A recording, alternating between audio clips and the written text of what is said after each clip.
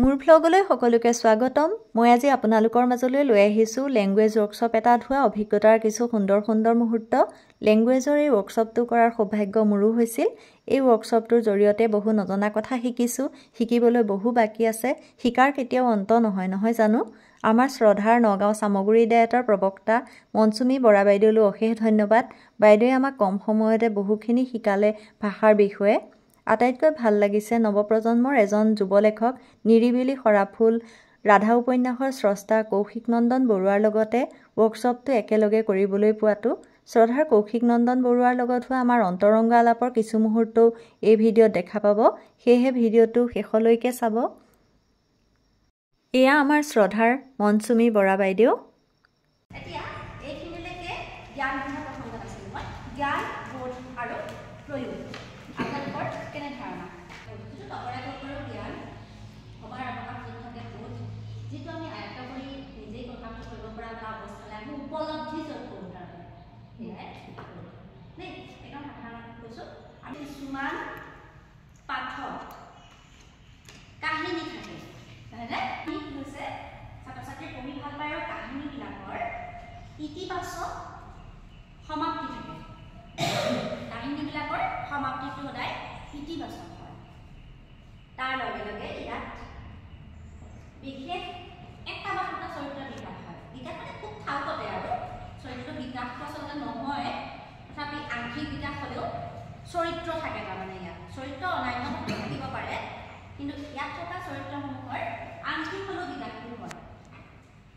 চৰিত্ৰক আধাৰ কৰি কাহিনী এটা প্ৰস্তুত কৰা হয় আৰু এই কাহিনীটোৰ জৰিয়তে কি হৈছে ছাত্ৰ ছাত্ৰীসকলৰ অধ্যয়নৰ প্ৰতি অনুৰাগ বৃদ্ধি হোৱাটো আগত অনা হয়। যি পাঠত এটা ইতিবাচক সমাপ্তি থাকিব, যি পাঠত এটা কাহিনী সন্নিৱিষ্ট হৈ থাকিব, যি পাঠ পঢ়ি আৰু শুনিবলৈ শুৱলা লাগিব, সেই পাঠটো হৈছে আখ্যানমূলক বা নেৰেটিভ টেক্সট। বিভিন্ন চৰিত্ৰ দি এখিনিমান সানি পুটুকি দি দিলে সিহঁতে কিন্তু নোৱাৰিব, আমাৰ খেলিব লাগিব। আমি ডাঙৰ মানুহৰ মস্তিষ্ক ইমানখিনি হজম কৰিব নোৱাৰোঁ হয়নে? তেনেস্থলতে সৰু সৰু ল'ৰা ছোৱালীবিলাকৰ যিটো মানসিক দিশ, সেই মানসিক দিশটোত লক্ষ্য ৰাখি আমি কি হ'ব চৰিত্ৰ কিছুমান তাতে সংযোগ কৰিব লাগিব, ঘটনাৰ সংযোগ কৰিব লাগিব। আমাৰ এই ৱৰ্কশ্বপটো কেইবাদিনো ধৰি হৈছিল। এই ৱৰ্কশ্বপৰ আলোচনা কাম কাজ সকলোবিলাক সকলোৰে আলাপ আলোচনা সহায় সহযোগিতাৰ মাজেৰে সুন্দৰভাৱে আগবাঢ়ি গৈছিল।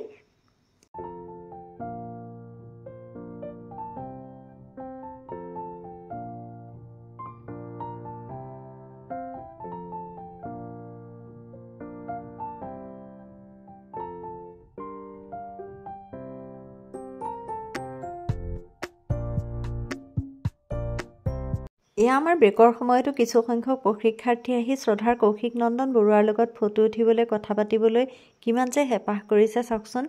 সিহঁতে বহুত কেতিয়াবাৰ পৰা অপেক্ষা কৰি আছে তেখেতক কেতিয়া লগ পাব, কেতিয়া কথা পাতিব। শেষত যেনিবা তেওঁলোকৰ আশা এতিয়া পূৰ্ণ হৈছে।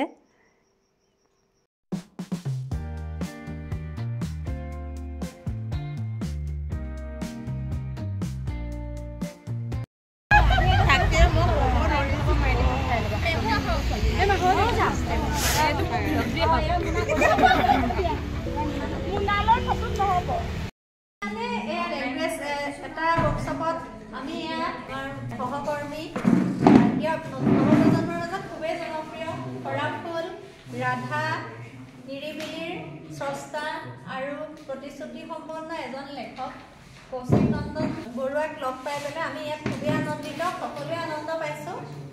আমি ইয়াত যদিও কিতাপবোৰ পঢ়িছোঁ, তেওঁ কিন্তু লগ পোৱাৰ সৌভাগ্য হোৱা নাছিল আৰু ভবাও নাছিলোঁ এইটো অনুষ্ঠান অৰিয়েণ্টেশ্যনত আমি এইদৰে এনেকৈ লগ পাম বুলি। এতিয়া লগ পালোঁ, লগ পাই খুবেই ভাল লাগিছে। ছাৰ সুধো আপোনাক, এতিয়া আপুনি কেতিয়াৰ পৰা অনুপ্ৰেৰণা পালে, মানে কাৰ পৰা অনুপ্ৰেৰণা পাইছিলে কিতাপ লিখিবলৈ? আচলতে অনুপ্ৰেৰণা বুলি ক'বলৈ গ'লে মই ভালকৈ লিখিবলৈ লৈছিলোঁ 2020 চনত, আৰু 2020 চনত যেতিয়া ফেচবুকত লিখিলোঁ আৰু সেই ফেচবুকৰ চিনাকি মানুহখিনিয়ে যেতিয়া সহায় কৰিছিলে, সেইটো আচলতে কেতিয়াৰ পৰা লিখিছিলে? তেতিয়াৰ পৰাই ভালকৈ লিখিব লৈছিলোঁ 20 বছৰ। এতিয়া ৰাধাৰ এটা ডায়লগ কওকচোন বাৰু, আপোনাৰ প্ৰিয় মানে গোটেই কিতাপখনেইতো প্ৰিয়, তথাপিতো ৰাধাৰ সংলাপ বুলি ক'বলৈ গ'লে আচলতে ৰাধাখনত অকণমান নাৰীক লৈ লিখা হৈছে। আৰু আমাৰ সমাজখনে যিদৰে নাৰীক সদায় তলত পেলাই ৰাখে সেইটোৰ ওপৰত এটা শাৰী আছিলে ৰাধাক মানে কয় এজন মানুহে যে বৰ্তমান যুগত কোনো ৰাম নাই যে তোমাক ৰাৱণৰ পৰা ৰক্ষা কৰিব গতিকে সদায় লক্ষ্মণ ৰেখাৰ ভিতৰত থাকিবা তেতিয়া ৰাধাই কয় যে যিটো যুগত ৰাম নাই সেইটো যুগত সীতা থাকিব পাৰে বুলি আপুনি কেনেকৈ ভাবিলে তেতিয়া তেখেতে কয় মানে তেতিয়া ৰাধাই কয় মানে আপুনি যাক সীতা বুলি ভাবি লক্ষ্মণ ৰেখাৰ ভিতৰত থাকিবলৈ কৈছে তেওঁ হয়তো দুৰ্গা নহ'লে কালী আৰু শক্তিৰ দেৱীয়ে কেতিয়াও সীমাৰ ভিতৰত নাথাকে সীমা লংঘি অহাবোৰকহে এফালৰ পৰা ধ্বংস কৰিছে আৰু এখন কিতাপ আছিলে মোৰ কিন্তু তেওঁক যিহেতু লগ পোৱা নাছিলোঁ আজি সেইকাৰণে ইয়াতে একলম লিখি দিয়াটো বিচাৰিছোঁ নিশ্চয় ধন্যবাদ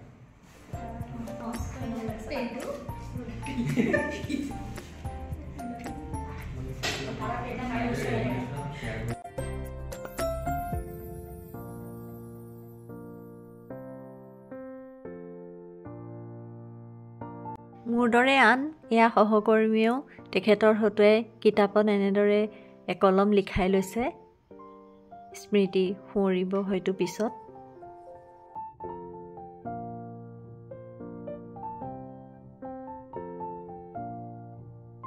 পৰম সৌভাগ্য বুলিয়ে কৈছোঁ আমি 4 ফেব্ৰুৱাৰীৰ পৰা আজি 14 ফেব্ৰুৱাৰীলৈকে সকলোৱে একেলগ হৈ একেলগে এক মহৎ উদ্দেশ্য বুলিয়ে কৈছোঁ মহৎ উদ্দেশ্যত আমি আগবাঢ়ি গৈছোঁ তাৰ কাৰণে আমাক এই সুবিধাকণ দিয়াৰ বাবে আমি প্ৰথমতেই ধন্যবাদ জনাইছোঁ আমাৰ গায়ক নগাঁৱৰ প্ৰবক্তা শ্ৰীযুতা মৌচুমী বাইদেউ আমি একে কেঁচুৱা বুলিব পাৰি এই দিশত আমাক হাতত ধৰি আঙুলিটোত ধৰি আগবঢ়াই নিলে প্ৰধানকৈ বিশেষভাৱে মৌচুমী বাইদেৱে লগতে পল্লৱী জ্যোতি বাইদেউ ৰুক্ম ছাৰ আৰু কৌশিক ছাৰে তাৰ কাৰণে তেখেতসকলক আমি ধন্যবাদ জ্ঞাপন কৰিছোঁ কৃতজ্ঞতা প্ৰকাশ কৰিছোঁ সেয়া সকলোৰে মৰমৰ চিন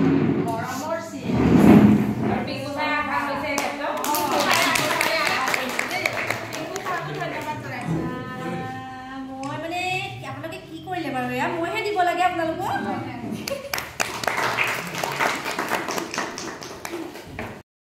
ন্যায়িকে কৰিলে আমাক ইমান শ্ৰদ্ধা দিছে আৰু সন্মান দিছে সেইটো কাৰণে মই আৰু বাইদেউতো কথাটো মই বাইদেউ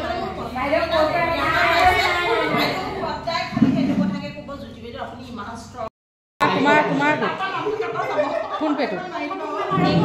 পালন কৰিও আপোনালোকে যে হাতত কলম তুলি লৈ আপোনালোকৰ মগজৰ যি কচৰত সেইখিনি মানে সন্তুলন ৰাখি কামখিনি কৰি আমাৰ হাতত তুলি দিলে সেইখিনি কাৰণে মই কোঅৰ্ডিনেটৰ হিচাপে সমন্বয়ক হিচাপে আপোনালোকৰ ওচৰত ঋদ্ধ আশা কৰিম আগলৈও আপোনালোকক যাতে লগ পাওঁ এনেদৰে কাম কৰাৰ যিটো উৎসাহ আৰু স্পৃহা সেইটো যাতে পাওঁ তাৰ কাৰণে মই ৰৈ থাকিম বাট চাই আৰু এইখিনিতে আমাৰ মাজত উপস্থিত থকা সৰ্বজ্যেষ্ঠ শ্ৰদ্ধাৰ জ্যোতি বাইদেউৰ ওচৰতো কৃতজ্ঞতা স্বীকাৰ কৰিছোঁ কৃতজ্ঞতা জনাইছোঁ বাইদেউ যিটো কৰ্মস্পৃহা মই দেখি হতবাক তেওঁৰ যিটো মানে স্পৃহা মই বহুতৰে নেদেখোঁ পল্লৱী বাইদেউ যিখিনি কৰিলে আৰু মোৰ প্ৰত্যেকটো ক্ষেত্ৰতে আটাইতকৈ বেছি মোৰ এই বিশেষ মানে সমস্যাখিনি ৰেহা ল'ব মানুহগৰাকী ক'লোঁ এই চিন্তাৰ যিটো জটটোত আটাইতকৈ বেছি যদি মোক খুবেই মসৃণভাৱে লৈ গৈছে সেয়া হৈছে পল্লৱী গতিকে পল্লৱীত মই ঋদ্ধ বাধিত আৰু কৌশিক তেনে এটা পিতকলি ল'ৰা এটা তেওঁ সাহিত্যৰ জগতখনত এজন স্বনামধন্য ব্যক্তি আৰু বহুতে লগ পাবলৈ আকাংক্ষাই ৰৈ থকা এজন ব্যক্তি কিন্তু আমাৰ মাজত এই সেইকাৰণে এটা কৌশিকক শিক্ষক হিচাপে মই ধন্যবাদ জ্ঞাপন কৰিছোঁ সাহিত্যিক হিচাপে ধন্যবাদ জ্ঞাপন কৰিছোঁ আৰু মোৰ ভাই হিচাপে ধন্যবাদ জ্ঞাপন কৰিছোঁ মই তই বুলিও কৈছোঁ আপুনি তোলে নগ'লৈ প্ৰথমতে কৈছোঁ মই হ'লে আপুনি চাপনি ক'ব নোৱাৰোঁ দেই তুমি তেনে সৰু ল'ৰা এটা এই হ'ব এনেকৈ কৈছে গতিকে মই তই বুলিও কৈছোঁ তাক আহকে টানিছোঁ সি বুলি কৈছোঁ কিন্তু সি বুলি ক'ব পৰা নহয় আনুষ্ঠানিকভাৱে তথাপিও কৌশিকৰ এই অহংকাৰ যে নাই এই অহংকাৰ নোহোৱা স্বভাৱটো কৌশিকৰ সদায় থাকক কৌশিকৰ এই অহংকাৰ নহওক কোনোদিন কৌশিক ৰূপে উন্নতিৰ দিশত আৰোহণ কৰক নগাঁৱৰ গৌৰৱ হৈ থাকক সদায় অসমৰ গৌৰৱ কৌশিককো ধন্যবাদ জনালোঁ মৰম জনালোঁ আৰু খুবেই সৌভাগ্যৰ বিষয় যে মই 20গৰাকী মোৰ সৈতে 20গৰাকী ছাৰ বাইদেউৰ লগত ছাবজেক্ট এক্সপাৰ্টৰ লগত একেলগে হাতত হাত ধৰি খোজকাঢ়ি এইখিনি পালোহি সেইকাৰণে আপোনালোকে মোক যে সমানে লৈ আনিলে মোক যে পিছ পৰি ল'বলৈ নিদিলে আৰু আপোনালোকো সমানে সমানে গৈ থাকিল এইখিনি মোৰ জীৱনৰ কাৰণে এটা স্মৰণীয় মুহূৰ্ত হয় স্মৰণীয় সময় হৈ ৰৈ যাব সদশেষত ধন্যবাদ আপোনালোকক।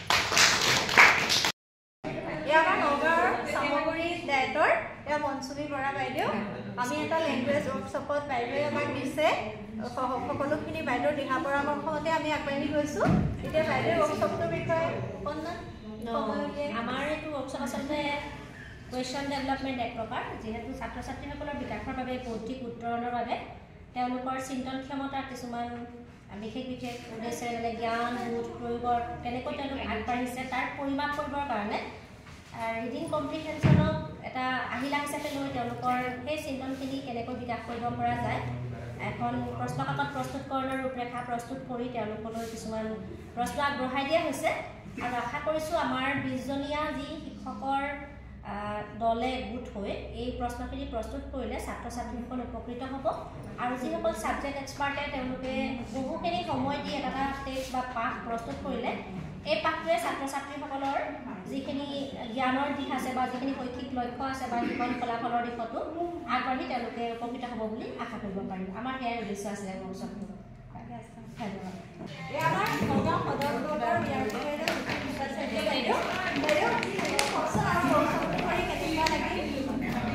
সাতদিনীয়া ৱৰ্কশ্বপত আমি যিখিনি কৰিলোঁ আমাৰ 20জন লগতে একোটা বিষয়ৰ ওপৰত প্ৰত্যেকে এটা টেক্সট বনাই তাৰ ওপৰত প্ৰশ্ন কৰিবলগীয়া প্ৰত্যেকে বেছি নিষ্ঠাৰে এই কামখিনি ইয়াতে সম্পন্ন কৰিলে আশা কৰিছোঁ যে ছাত্ৰ ছাত্ৰীৰ সহায়ক হ'ব আৰু ভৱিষ্যতে তেনেকুৱা আৰু ৱৰ্কশ্বপত আমি যোগদাবলৈ সুবিধা পাম।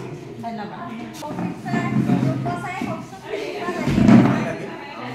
নগাঁও ডিষ্ট্ৰিক্টৰ বিভিন্ন ঠাইৰ সেইসকল আহি পেলাই এই ৱৰ্কশ্বপটো কৰিলোঁ আইটেম ডেভেলপমেণ্টৰ ওপৰত কুৱেশ্যন বেংকৰ। গতিকে সকলোকে লগ পাই ভাল লাগিল, সকলোৰে পৰা নজনা কথা কিছুমান শিকিলোঁ।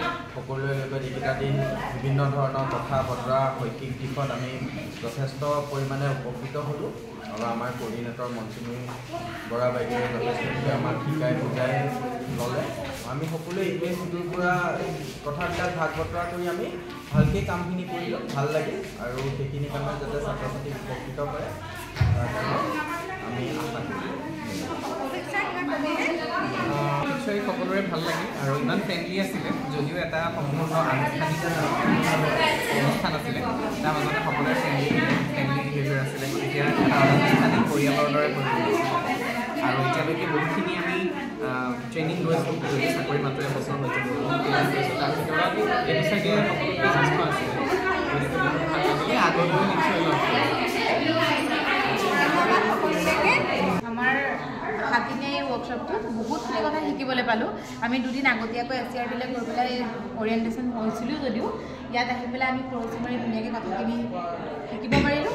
আৰু লগতে সকলোৰে মানে আমাৰ যিটো মানে গ্ৰুপ আছিলে সকলোৰে লগতে কাম কৰি খুব ভাল লাগিলে আৰু ভৱিষ্যতে এনেকৈ কাম কৰিম বুলি আশা থাকিল।